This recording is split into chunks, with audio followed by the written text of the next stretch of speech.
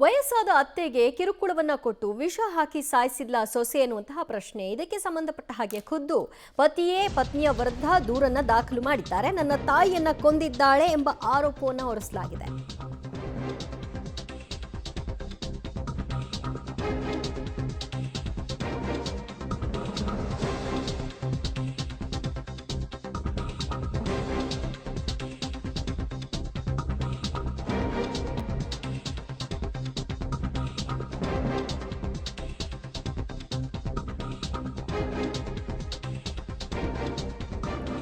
ವಯಸ್ಸಾದ ಅತ್ತೆಗೆ ವಿಷ ಹಾಕಿ ಕೊಂದಳ ಸೊಸೆ ಅನ್ನುವಂತಹ ಪ್ರಶ್ನೆ, ಅನುಮಾನ. ನನ್ನ ತಾಯಿಯನ್ನ ಕೊಂದಿದ್ದಾಳೆ ಅಂತ ಸ್ವತಃ ಪತ್ನಿಯ ವಿರುದ್ಧ ಪತಿಯೇ ದೂರನ್ನ ದಾಖಲು ಮಾಡಿದ್ದಾರೆ. ವಿಚ್ಛೇದನ ಪಡೆದಿರುವಂತಹ ಪತ್ನಿ ರೇವತಿ ವಿರುದ್ಧ ಗಂಭೀರ ಆರೋಪವನ್ನ ಮಾಡಲಾಗಿದೆ. ಬೆಸ್ತುವಾರ ಪೇಟೆ ನಿವಾಸಿ ಬಲಬೀರ್ ಎಂಬುವರಿಂದ ಈ ದೂರು ದಾಖಲಾಗಿದೆ. ರಾಯಚೂರಿನ ಸದರ್ ಬಜಾರ್ ಪೊಲೀಸ್ ಠಾಣೆಯಲ್ಲಿ ಪ್ರಕರಣ ದಾಖಲಾಗಿದ್ದು ಸದ್ಯ ಈ ಅನುಮಾನದ ಮೇರೆಗೆ ತನಿಖೆಯನ್ನು ನಡೆಸಲಾಗ್ತಾ ಇದೆ. ಏಪ್ರಿಲ್ 23ನೇ ತಾರೀಕು ಸುಶೀಲಾಬಾಯಿ ಅವರಿಗೆ 70 ವರ್ಷ, ಅವರಿಗೆ ವಿಷಪ್ರಾಶನ ಮಾಡಿದ್ದಾರೆ ಎಂಬ ಆರೋಪ ಈಗ ಪತಿನೇ ಪತ್ನಿಯ ವಿರುದ್ಧ ಮಾಡ್ತಿರೋದು. ವಿಷ ಔಷಧಿ ಕುಡಿಸಿ ಬಳಿಕ ಅಸ್ವಸ್ಥಗೊಂಡಿದ್ರು. ಆನಂತರ ಆಸ್ಪತ್ರೆಗೆ ದಾಖಲು ಮಾಡಿದ್ರು ಕೂಡ ಚಿಕಿತ್ಸೆ ಫಲಕಾರಿಯಾಗದೆ ರಿಮ್ಸ್ನಲ್ಲಿ ನನ್ನ ತಾಯಿ ಸಾವನ್ನಪ್ಪಿದ್ದಾರೆ.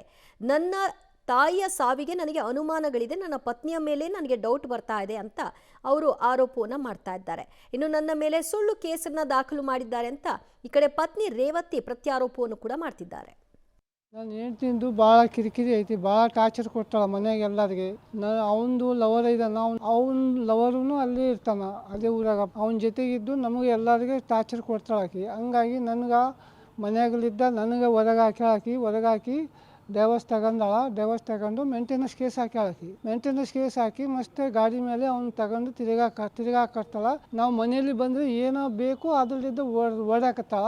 ನಾವು ಪೊಲೀಸ್ ಸ್ಟೇಷನ್ಗೆ ಹೋದ್ರೆ ನಮ್ಗೆ ಏನು ಸಹಾಯ ಮಾಡೋಂಗಿಲ್ಲ ಪೊಲೀಸರು. ಹೋಗ ನಿಂದೇನು ಕಿರಿಕಿರಿ, ದಿನ ಯಾಕೆ ಬರ್ತಿದ್ವಿ ಅಂತ ಹೇಳ್ತಾರೆ ಪೊಲೀಸರು. ಹಂಗಾಗಿ ಆಕೆಗೆ ಜಗ್ಗಿ ಧೈರ್ಯ ಬಂದದ.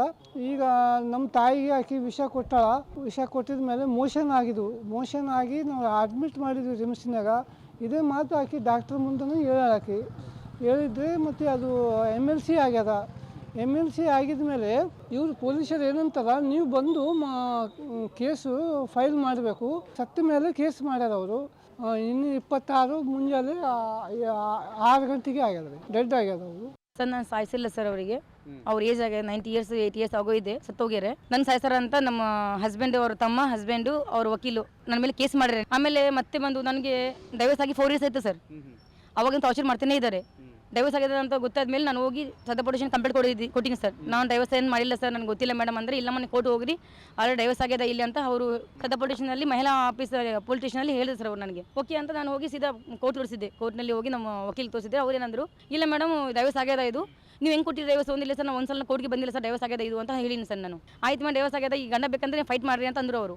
ನಂಗೆ ಬೇಡ ಸರ್ ಗಂಡ ನನಗೆ ಅಂದರೆ, ಎದಕ್ಕೆ ಅಮ್ಮ ಅಂತಂದರು. ಅವ್ರು ಟಾರ್ಚರ್ ಭಾಳ ಕೊಡ್ತಿದ್ದಾರೆ, ಅದಕ್ಕೆ ನಾನು ಗಂಡ ಬೇಡ ನನಗೆ, ನನ್ನ ಮಕ್ಕಳು ನಾನು ಇರ್ತೀನಿ, ನನಗೆ ಇದು ನ್ಯಾಯ ಮಾಡಿ ಸರ್ ಅಂತ ಹೇಳಿನಿ.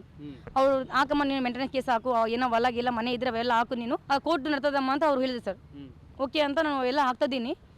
ಈ ತಿಂಗಳ 17ಗೆ ನಂದು ಆರ್ಡರ್ ಆಗಿದೆ ಸರ್.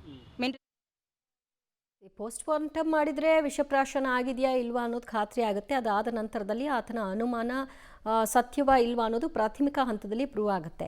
ಸೊ ಪೊಲೀಸರು ಯಾವುದೇ ಪ್ರಕರಣ ಬರಲಿ, ಅದು ಪುರುಷರು ಕೊಡ್ತಾ ಇದ್ದಾರೆ ಅನ್ನೋ ಕಾರಣಕ್ಕೆ ಅದನ್ನು ಕಡೆಗಣಿಸಬೇಕು ಅಂತ ಏನಿಲ್ಲ.